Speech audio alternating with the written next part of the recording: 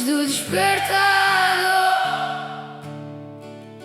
Isso quase nunca acontece. A luz entrava torta pela cortina e desta vez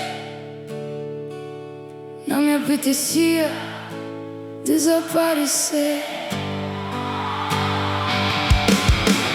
O café estava demasiado forte.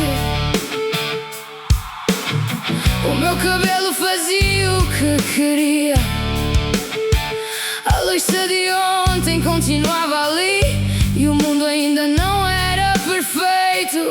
Mas abri a janela, deixei o ar frio bater-me no rosto. Um carro pegou na rua, um pássaro cantava completamente desafinado.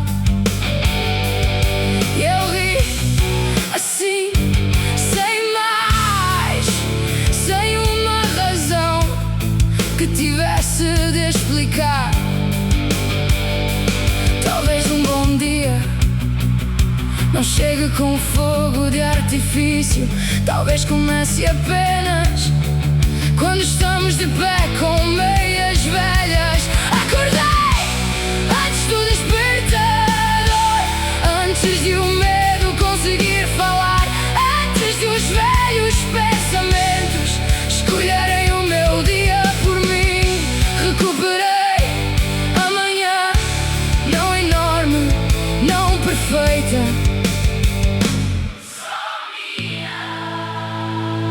acordei antes do despertador e desta vez levantei-me.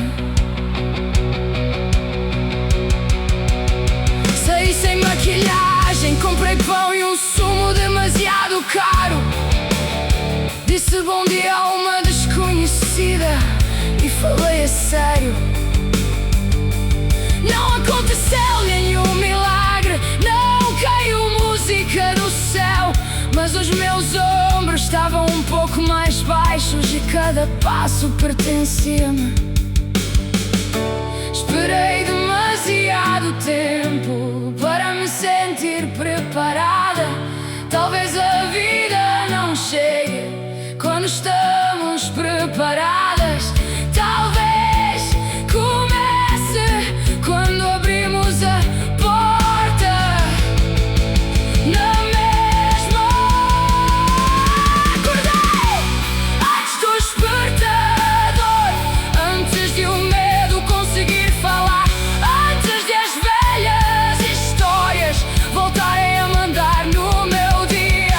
Recuperei a manhã, não enorme, não perfeita, só minha.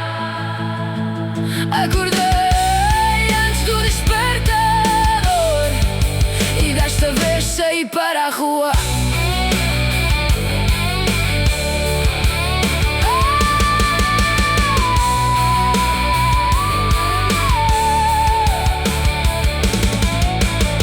O café continuava demasiado forte. Bebi-o na mesma.